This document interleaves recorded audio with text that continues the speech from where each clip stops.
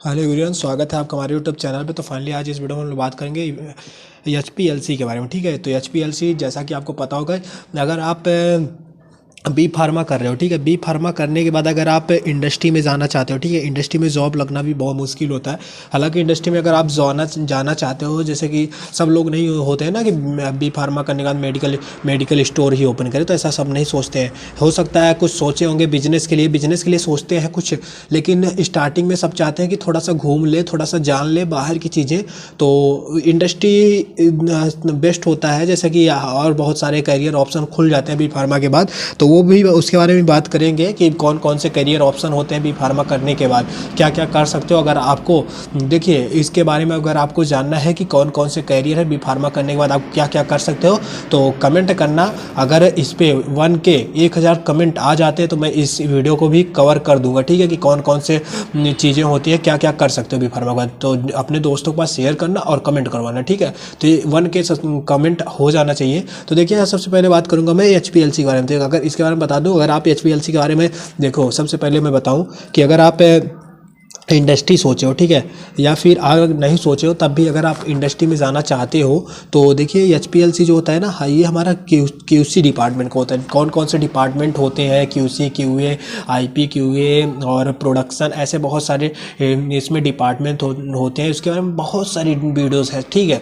सब बताऊँगा गाइस, सब बताऊँगा। बस चैनल को सब्सक्राइब कर लेना। आपको वहाँ के बारे में बताऊँगा, हॉस्पिटल के बारे में बताऊँगा, आपको कॉलेज के बारे में बताऊँगा, किस तरीके से आप कर सकते हो सारा कुछ। तो देखिए सबसे पहले बात करूँ एचपीएलसी, तो ये हमारा यूज होने वाला है। अगर आप इसके बारे में अच्छे तरीके से जाने रहोगे, तो अगर आप इंडस्ट्री में जाते हो, तो अगर आप क्वालिटी कंट्रोल डिपार्टमेंट में जाते हो, ठीक है, कोई क्यूसी डिपार्टमेंट में, आप भी 7 सेमेस्टर में जाओगे, 5th सेमेस्टर में जाओगे, तो आपको इसके बारे में पता चल जाएगा कि एचपीएलसी होता क्या है, ठीक है।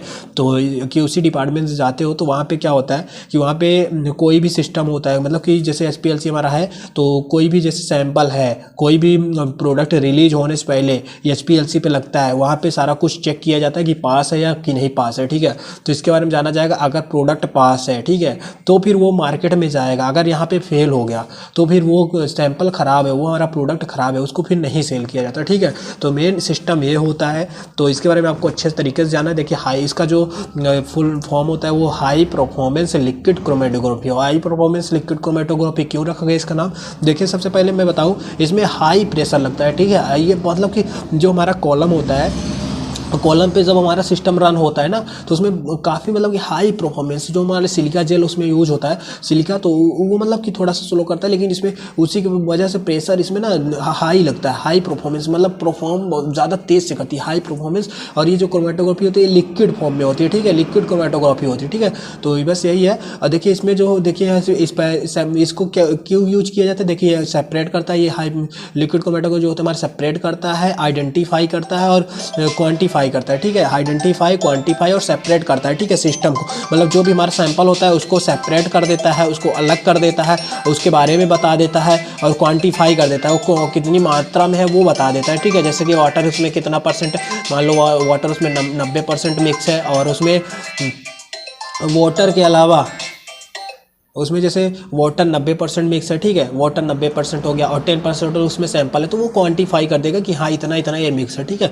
तो यही होता है इसका मेन काम, सेपरेट करना, आइडेंटिफाई करना और क्वांटिफाई करना, ठीक है। तो देखिए यहाँ पे जैसे कि हमारा सैंपल हो गया, उसमें कुछ मिश्रण होते हैं कि कौन कौन से मिश्रण होते हैं, वो सारा कुछ यहाँ पे होता है। और जब हमारा ये सिस्टम रन होता है तो यहाँ पे सेपरेट कर देता है, आइडेंटिफाई कर देता है, क्वान्टिफाई कर देता है, ये होता है, ठीक है।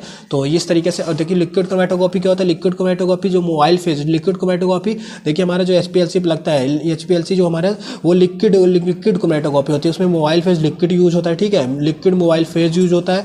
और HPLC purify components on the basic of polarity, ठीक है, purify basis of basic polarity. देखिए यहाँ पे प्यूरिफाई करता है, कंपोनेंट्स को प्यूरिफाई कर देता है उसका, उसमें बेसिस ऑफ पोलैरिटी के तौर पे, ठीक है। पोलर देखिए यहाँ पे पोलर मॉलिक्यूल्स जो होते हैं हमारे, जैसे कि वाटर हो गया, वाटर देखिए हाइड्रोफिलिक हो गया। ये हाइड्रोफिलिक मॉलिक्यूल्स जो होते हैं वो हमारे होते हैं पोलर मॉलिक्यूल्स, ठीक है। हाइड्रोफिलिक जो मॉलिक्यूल्स होते हैं पोलर होते हैं, और हाइड्रोफोबिक जो मॉलिक्यूल्स होते हैं, इधर देख सकते हैं, हाइड्रोफोबिक जो मॉलिक्यूल्स होते हैं वो नॉन पोलर होते हैं, ठीक है। तो ये दो मॉलिक्यूल्स होते हैं, हाइड्रोफिलिक और हाइड्रोफोबिक, ठीक है। तो ये यूज होता है। देखिए यहाँ पे क्या होता है ना, एचपीएलसी आगे हम लोग देखते हैं HPLC मेन कंपोनेंट्स होता है इसका। देखिए यहाँ पे स्टैंडर्ड स्टेनरी फेज होता है। स्टेनरी फेज में क्या होता है, कॉलम लगे होते हैं। कॉलम क्या होता है, कॉलम लगे होते हैं।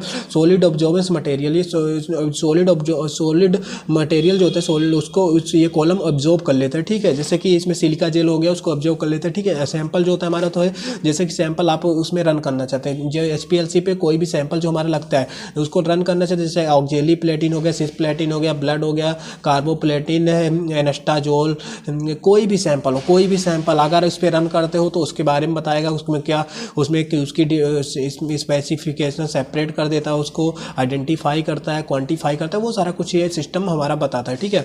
और जैसे कि मोबाइल फेज में 90%, जैसे कोई भी मोबाइल फेज जब सबसे पहले सिस्टम जब चलाओगे ना तो उसका एक मोबाइल फेज जैसे कि हमारा ये सिस्टम हो गया, ठीक है, ये हमारा सिस्टम हो गया। बोले तो यहाँ पे कुछ प्लेटें लगी होती हैं, यहाँ पे आप सिस्टम, यहाँ पे आप इंजेक्शन वगैरह जो भी आप मार रहे हो वो रखने के लगे रहती है प्लेटें। यहाँ पे ओपन होता है, डोर होता है, ठीक है। तो क्या होता है कि जैसे कि यहाँ पे आप सिस्टम मार रहे हो, ठीक है, सिस्टम शूट होता है, तो यहाँ पे सबसे पहले आपको मोबाइल फेज बनाने होते हैं। मोबाइल फेज आप बनाओगे, ठीक है, मोबाइल फेज चलेगा। सबसे पहले आप